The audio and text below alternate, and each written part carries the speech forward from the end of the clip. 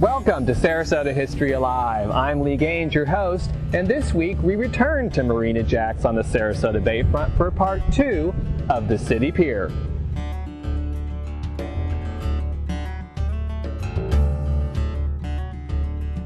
In 1916, the City Council voted to build a municipal pier. The good news was the bond issue was approved in the local election. The bad news? There was no available waterfront land to construct it.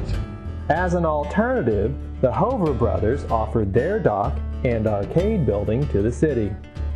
The following year, after support from the press, a petition to the council, and a 59-1 vote for the bond issue to purchase the Hover property, the city acquired the dock and arcade building for $40,000. In 1921, 2 new tenants moved into the arcade, the city fire department and the new Sarasota County government. After the move, along came a devastating hurricane which destroyed the pier. It was rebuilt, but this time completely of concrete to symbolize Sarasota's growth from frontier settlement to a modern city.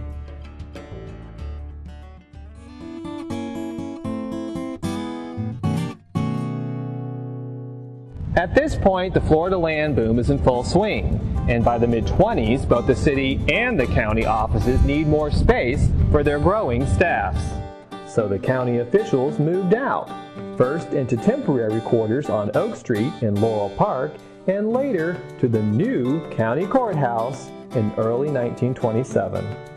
As the gains of the land boom were lost to the National Depression, many businesses in the Hover Arcade closed, leading to City Hall becoming its primary tenant.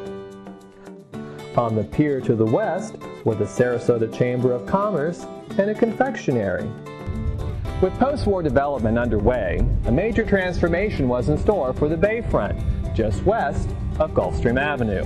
After much wrangling and a lawsuit over the rerouting of US 41, in March of 1957, a contract was awarded to a company in Dunedin to begin dredging and construction of a new seawall that would connect North Tamiami Trail at the foot of Main Street to South Tamiami at Mound and Wood Street, bypassing the downtown.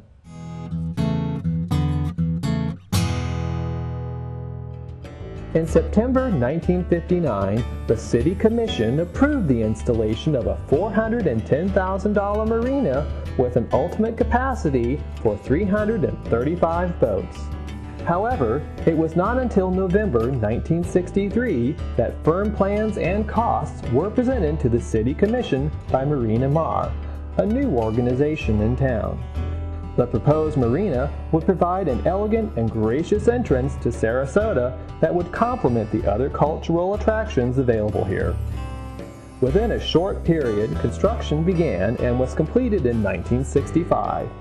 Marina Jack sold to Jack Graham and Jack Anderson, resulting in a name change to Marina Jack. The complex had 110 boat slips and can berth vessels up to 65 feet long. While drivers on US 41 now enjoyed the Bayfront view, there was one small problem. City Hall offices were no longer at the end of Main Street and easy to reach. A major highway separated the Hover Arcade from the rest of the downtown.